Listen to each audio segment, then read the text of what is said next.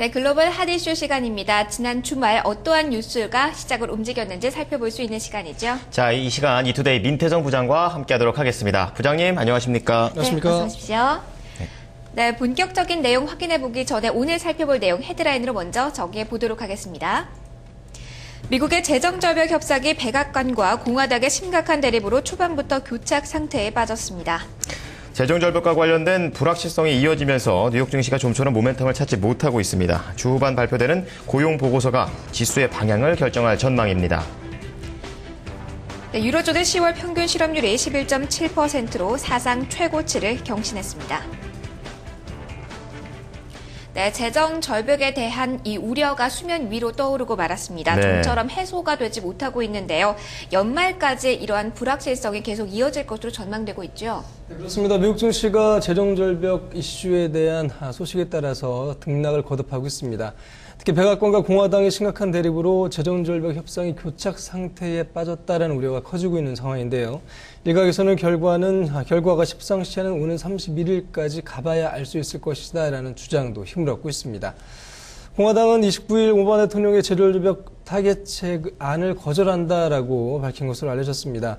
티머시 가이트너 재무장관이 29일 민주공화당 의회 지도부에 재정절벽에 대한 타겟책으로 10년간 1조 6천억 달러의 증세를 하고 정부 지출을 4천억 달러 삭감할 것이다라는 안을 제안했습니다만 공화당 측은 부유층 증세에 반대하면서 이를 거부한 것으로 알려졌습니다. 이 양당의 의견차가 좀 큰데요. 그 이유가 정책적으로 노리는 점이 있기 때문이라고요? 네, 그렇습니다. 양당의 입장차가 워낙 큰 배경이 있다고 전문가들은 지적을 하고 있는데요. 재정절벽이 현실화하면 경기 침체가 불가피합니다만 양측의 대립이 풀지 못하는 것은 정책적으로 원하는 것이 있기 때문이 아니냐라는 평가가 힘을 얻고 있습니다. 특히 백악관 같은 경우에는 하원을 장악한 공화당이 연방 부채 상한을 늘려야 된다라는 입장을 고수하고 있는 것으로 보이고요.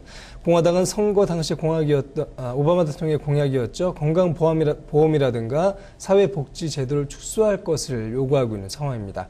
현재 연방정부의 누적 부채는 16조 3천억 달러에 달하는데 연말께에는 법정 한도인 16조 4천억 달러를 넘어설 것으로 예상이 되고 있습니다.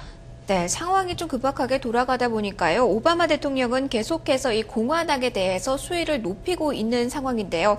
이 오바마 대통령은 이 재정절벽 협상이 실패로 돌아갈 경우 미국 경제가 상당한 침체를 겪을 것이다. 이러한 근거를 대고 있죠. 네, 그렇습니다. 오바마 대통령이 공화당 측 또 의회 지도자들에 대해서 계속해서 압박 수위를 높이고 있습니다. 오바마 대통령은 재정절벽 협상이 실패할 경우에 내년 1월 1일부터 세금 인상되면 미국 경제 성장이 정체될 수밖에 없다라는 입장을 다시 한번 고수했습니다.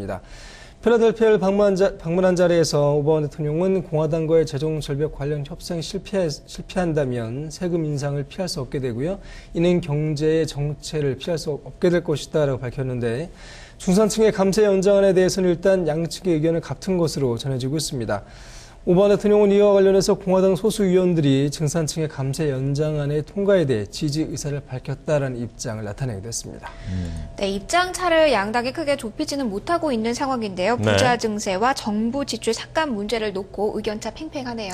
그렇습니다. 아무래도 일각에서는 이 대립을 하는 이유가 이 시한이 급한 만큼 이 양당이 원하는 바를 양당이 좀 원하는 거를 좀 얻기 위함이라고 또 이 시간을 통해서 짚어주고 계십니다. 아무래도 좀 월말까지 가봐야 될 것 같아요. 네, 그렇습니다. 예, 자, 계속 보겠습니다. 주요 지표는 좀 혼조세를 보였는데 개인 소비가 감소했다고요? 네, 지난 주말에 발표됐던 주요 지표 결과는 결과가 엇갈리는 그런 모습을 나타냈는데요. 상무부가 10월 개인 소비와 지출을 공개했습니다. 먼저 개인 소비는 9월에 비해 0.2% 감소한 것으로 나타났습니다. 지난 5월 이후에 첫 감소세가 되겠습니다.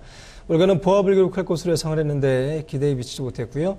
전문가들은 경기 둔화로 소득이 줄었고 허리케인 샌디로 인한 피해까지 겹친 것이 소비 심리에 영향을 미쳤다라고 분석하고 있습니다. 개인 소득은 전월과 같았습니다. 그러나 실질 임금이 감소했고 또 샌디 여파로 일자리 잃는 사람이 증가하면서 지표 전반에 부담이 되고 있다라고 전문가들은 지적하고 있습니다. 네, 개인 소비 감소세를 보였지만 제조업 지표는 호조세를 띄웠습니다. 시카고 구매관리자 지수가 3개월 만에 확장세 보였죠. 네, 시카고 구매자 협회가 11월 구매 관리자 지수를 공개했습니다. 확장세를 이어갔는데요. 전월은 49.9에서 50.4로 상승한 것으로 나타났습니다. 이로써 시카고 PMI 지수는 3개월 만에 확장세로 전환했습니다. 중부 지역이 허리케인 샌디 영향이 좀 적게 받은 것이 이 같은 지수의 개선을 이끈 것으로 보이는데요. 도이치뱅크 증권은 예상했던 것보다 중부 제조업 경기가 좋았다라고 평가했고 특별히 나아지거나 악화하지 않는 분위기가 당분간 이어질 것으로 전망하기도 했습니다. 자, 시장이 좀처럼 모멘텀을 잡지 못하고 있는데요. 이번 주 증시 전망 어떻게 됩니까? 네, 이번 주에도 역시 재정절벽 협상 결과에 따라서 시장이 좀 민감한 반응을 보일 것으로 예상되고 있습니다. 시장의 변동성도 커질 수밖에 없을 것으로 예상이 되고 있는데요. 재정절벽 이슈가 특히 호전하기보다는 악재로서의 영향력을 발휘할 가능성에 전문가들은 주목하고 있습니다. 지난주에도 미국 증시는 소폭의 상승세를 보이는데 그쳤는데요. 다우지수가 0.2% 오르는 데 그쳤고 S&P 500 지수는 0.5% 올랐습니다. 기술 중심의 나스닥이 1.46% 오르면서 비교적 좋은 모습을 보였는데요. 특히 오바마 대통령이 크리스마스 이전 타결 자신감도 좀 희석되고 있는 것이 아니냐라고 전문가들은 우려하고 있습니다. 일부 전문가들은 협상이 교착 상태에 빠진다면 증시가 급락할 가능성도 배제할 수 없다라고 내다보고 있습니다. 네, 모멘텀으로 작용할 수 있는 것 중 하나가 바로 이 경제 지표인데요. 아무래도 월초다 보니까 경제 지표들이 상당히 많이 발표됩니다. 네. 시장 전문가들은 이번 주 하이라이트는 고용 보고서다라는 전망 내놓고 있네요. 그렇습니다. 오는 7일, 11일 고용 보고서가 발표될 예정입니다. 연준을 비롯해서 주요 정책 당국자들이 주시하고 있는 지표가 되겠는데요. 전문가들은 비농업 부분의 신규 일자리가 전월 17만 1000건 증가해서 9만 건 증가로 크게 감소할 것으로 예상하고 있습니다. 허리케인 샌디 여파를 피할 수 없을 것으로 보이는데 실업률은 전월과 같은 7.9%를 기록할 것으로 예상이 되고 있고요. 앞서 3일에는 11월 ISM 제조업지수가 발표를 앞두고 있습니다. 최근 제조업지수가 다소 좀 등락이 엇갈리고 있는 상황인데요. 일단 ISM 제조업지수는 전월보다 소폭 하락할 것으로 전망이 되고 있습니다. 이날 10월 건설 지출이 공개가 될 예정이고요. 5일에는 ISM 서비스업 지수가 나오고 10월 공장 주문이 발표를 앞두고 있습니다. 네, 경제지표 동향도 봐야 되고 또 재정절벽에 대한 협상 분위기까지 좀 이번 한 주 동안 좀 지켜봐야겠습니다. 네. 자, 유럽 쪽으로 좀 보겠습니다. 실업률이 사상 최고치라고요. 네, 유로존의 실물 경제는 갈수록 악화하고 있는 모습입니다. 유로의 통계기관이죠. 유로스타트가 유로존 10월 실업률을 공개했는데 전월에 11.6%보다 0.1%포인트 상승했습니다. 11.7%를 기록했습니다. 지난 1995년 실업률을 집계한 이후에 가장 높은 수준이 되겠는데요. 특히 스페인과 그리스의 실업률은 여전히 25%를 상회하는 것으로 집계가 되고 있습니다. 청년 실업률은 모두 50%를 넘어서 60% 육박하고 있는 것으로 밝혀지기도 했는데요. 전문가들은 유로존 경제가 2분기 연속 둔화하면서 기업들이 비용 절감을 위해 고용을 축소하고 있는 영향이다라고 평가했습니다. 네, 이렇게 부담스러운 재료가 많이 나오면서 유럽 증시는 혼조세로 거래를 마감했죠. 네, 영국 증시가 0.06% 오르는 보합권에서 장을 마감했습니다. 프랑스 증시가 0.33% 하락했고요. 독일 증시 역시 0.06% 오르는 데 그치는 혼조세를 연출했는데요.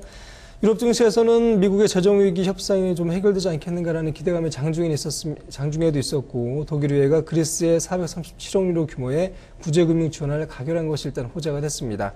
그러나 유로존 실업률이 최고치로 상승한 것은 부담으로 작용하게 됐습니다. 네, 마지막으로 이 상품 시장에 좀 보도록 하겠습니다. 유가는 오르고 금값은 또 하락을 했다고요? 네, 상품 시장에서 주요 상품 가격은 혼조세를 연출했습니다. 국제유가는 WTI 1월 인더블 선물 가격이 배럴당 1% 올랐습니다. 88.91달러로 장을 마감했는데요. 지난 일주일 동안의 국제유가는 0.7% 올랐습니다. 11월 한 달 동안에 2.5% 올랐고 브렌트유 선물 가격 역시 배럴당 47센트가 상승했습니다. 그러나 대표적인 안 좋은 자산인 금값은 하락세를 보였습니다. 2월 인더분 선물 가격이 1% 하락해서 1712.70달러를 기록했는데요. 이는 지난 11월 5일 이후에 가장 낮은 수준이 되겠습니다. 네, 부장님 오늘 말씀 감사합니다. 고맙습니다. 네, 오늘 글로벌 핫 이슈 시각의 다른 내용 헤드라인으로 다시 한번 정리해 보겠습니다.